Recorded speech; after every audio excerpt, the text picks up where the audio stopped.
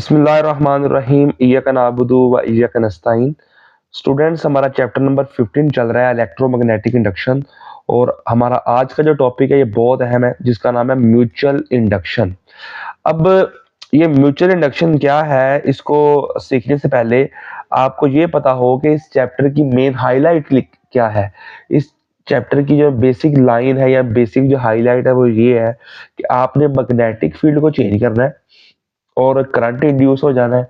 उस करंट को induce current कहना है, और जो ईएमएफ इंड्यूस होगा उसे कहना है आपने इंड्यूस ईएमएफ। ठीक है, तो म्यूचुअल इंडक्शन का मतलब ये है कि हम एक कॉइल के अंदर करंट को चेंज करेंगे और दूसरे कॉइल में जो है वो ईएमएफ इंड्यूस हो जाएगा। तो क्या तारीफ होगी? The process of changing of current in one coil and EMF induce in an other coil is called mutual induction. आगे जो है हमारे पास इसकी जो डायग्राम है उससे हमें इसकी जो है वो समझ आ रही है कि इसमें हमारे पास एक्सप्लेनेशन में हमने जो है या इसकी कंस्ट्रक्शन आप देख इसको कह सकते हैं कि इसमें हमारे पास दो कॉइल होने, एक प्राइमरी कॉइल दूसरा सेकेंडरी कॉइल।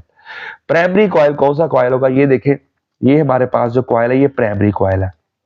प्राइमरी कॉइल उस कॉइल को कहते हैं जिस कॉइल के साथ तीन चीजें लगी होती हैं, स्विच, बैटरी और रियोस्टेट। ठीक है, ये स्विच है और ये बैटरी है और ये है रियोस्टेट। तो क्या तारीफ होगी प्राइमरी कॉइल की?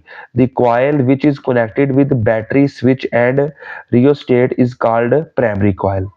The coil which is connected with battery, switch and rheostat is called primary coil. ठीक है, अब जो सेकेंडरी कॉइल वो कौन सा कॉइल होगा? सेकेंडरी कॉइल जो है ये कैसा कॉइल होगा जिस कॉइल में जो कॉइल है वो सिर्फ और सिर्फ अटैच होगा किसके साथ? गलवानोमीटर के साथ। तो क्या तारीफ होगी? The coil which is connected only with galvanometer is called secondary coil. ठीक है, तो थोड़ी सी इसकी वर्किंग देख ले। आपने क्या करना है, ये देखें जी, आपने सबसे पहले जो है यहाँ पे स्विच को क्लोज कर देना है। जैसे आप स्विच को क्लोज करेंगे तो इसके अंदर आ जाएगा करंट।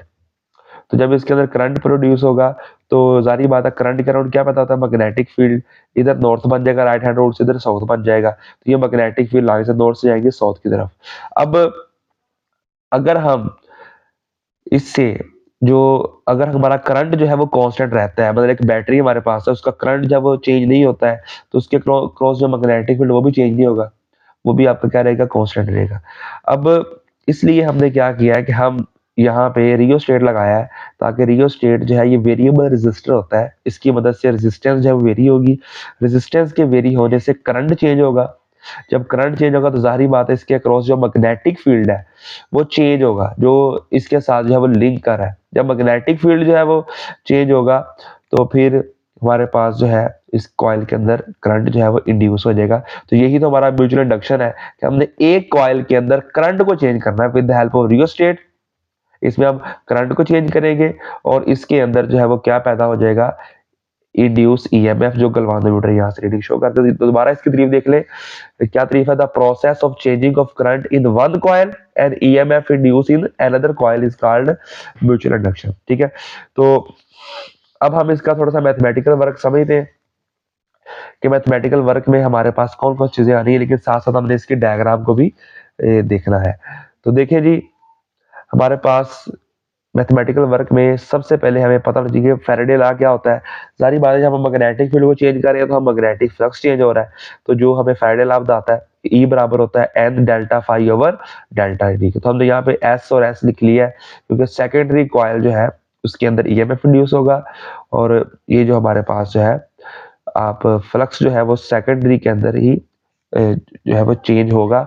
सेकेंडरी में फ्लक्स चेंज होगा, जो लिंक करेगा तो सेकेंडरी में ईएमएफ पैदा हो जाएगा। ठीक है, तो देखें इसकी मैथमेटिकल बहुत आसान है। तो आप देखें जरा यहाँ पे हमारे पास, इसको हम फर्स्ट इक्वेशन का नाम दे देते हैं। तो ये देखें, फ्लक्स जो हमारे पास सेकेंडरी के अंदर है जितना ज्यादा होगा उतना ही करंट प्राइमरी के अंदर जाकर लिंक करेगा। ठीक है ना, तो ये डायग्राम को साथ देख लें कि हमारे पास प्राइमरी के अंदर फ्लक्स जो है, सेकेंडरी फ्लक्स जितना ज्यादा चेंज होगा और फिर प्राइमरी के अंदर उतना ही करंट जो है वो चेंजिंग प्रोड्यूस होगा। ये देखें, सेकेंडरी के अंदर जितना आप ज्यादा फ्लक्स को चेंज करेंगे डेल्टा फाई एस, वो जो प्राइमरी में है उतने करंट जो है वो प्रोड्यूस होगा चेंजिंग करंट, जो कि डायरेक्ट रिलेशन यहाँ पे बनता है। अगर हमारे कॉइल के n नंबर ऑफ टर्न्स यहाँ लिख रहे हैं n delta phi s is equal to, ये साइन खत्म करने के लिए हम कांस्टेंट लगा दें m म्यूचुअल इंडक्टेंस, ये कांस्टेंट लगा दें तो यहाँ इक्वल आ जाएगा m डेल्टा आई पी। यहाँ से अगर आप m निकाले तो यहाँ जारी बात है डेल्टा आई पी तरह के डिवाइड हो जाएगा, तो ये आपने वैल्यू वैसे याद रखनी है, m बराबर होता है n delta phi s over delta i p के।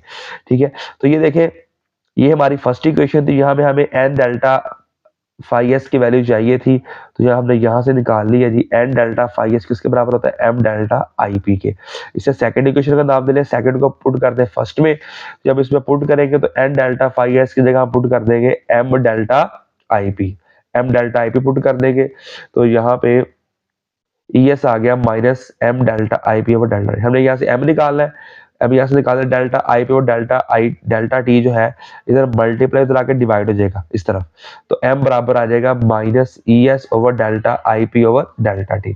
अब यहाँ पे जो माइनस है वो हमें बता रहा है कि यहाँ पे लेंस लॉ जो है वो शो करता है कि माइनस क्या है, तो लेंस लॉ बताता है कि जो आपने कॉइल में करंट को इंड्यूस किया तो उसी की क्या करेगा, मुखालफत करेगा, उसको अपोज करेगा, तो माइनस का मतलब ये है। अब यहाँ पे जो m है ना, m ये म्यूचुअल इंडक्टेंस है। अब जो पीछे आप तरीके पढ़ के म्यूचुअल इंडक्शन की है, वो एक प्रोसेस है जिसमें आप एक कॉइल में करंट को चेंज करते हैं, दूसरे कॉइल में ईएमएफ इंड्यूस हो जाता है। लेकिन यहाँ पे जो म्यूचुअल इंडक्टेंस जो है ये एक आपके पास एक कांस्टेंट, इसकी देखिए तारीफ क्या होगी। जो म्यूचुअल इंडक्टेंस है ये देखिए ये रेशो है, ईएमएफ रेशो है हमारे पास, ईएमएफ जो इंड्यूस हो रहा है सेकेंडरी कॉइल में और किसके दरमियान में है, rate of change of current in primary coil. तो क्या तारीफ होगी, the ratio of average EMF induce in secondary coil and time rate of change of current in primary coil is called mutual inductance. यहाँ पर देख रहे तारीफ, ये है तारीफ इसकी, म्यूचुअल इंडक्टेंस की ratio between EMF induce in secondary coil to rate of change of current in primary coil is called mutual inductance. Mutual inductance का आप देखें यूनिट क्या होगा, तो यूनिट आपको पता है, फार्मूला से निकलते हैं, तो ये इसका फार्मूला है जी, m is equal to e over delta i p over delta t. तो m इज इक्वल टू आ जाएगा, ईएमएफ का यूनिट क्या होता है, वोल्ट, करंट का क्या होता है, एम्पेयर, टाइम का क्या होता है, सेकंड, सेकंड ऊपर आ जाएगा, वोल्ट सेकंड ओवर एम्पेयर, बन जाएगा वोल्ट सेकंड पर एम्पेयर, ये बराबर होता है 1 हेनरी के। अब जो हेनरी है ये साइंटिस्ट का नेम है, तो ये वोल्ट सेकंड पर एम्पेयर जो है ये 1 हेनरी के बराबर होता है।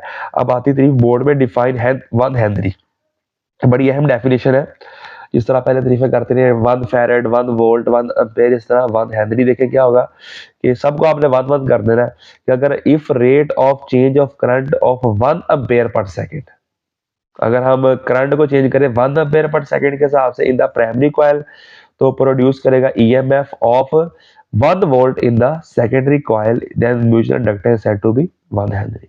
इसके बाद जो है वो कितने फैक्टर के ऊपर म्यूचुअल इंडक्टेंस, ये बहुत अहम शॉर्ट क्वेश्चन है बोर्ड का कि वो कितने फैक्टर है जहां पे म्यूचुअल इंडक्टेंस डिपेंड करती है। तो म्यूचुअल इंडक्टेंस 5 फैक्टर में डिपेंड करती है। पहला फैक्टर है number of turns of coil, coil के नंबर ऑफ टर्न्स पे डिपेंड करती है। दूसरा है area of cross section of coil, cross coil का क्या एरिया है, क्लोजनेस ऑफ कॉइल, मतलब प्राइमरी और जो सेकेंडरी कॉइल है वो कितना क्लोज पड़े हैं।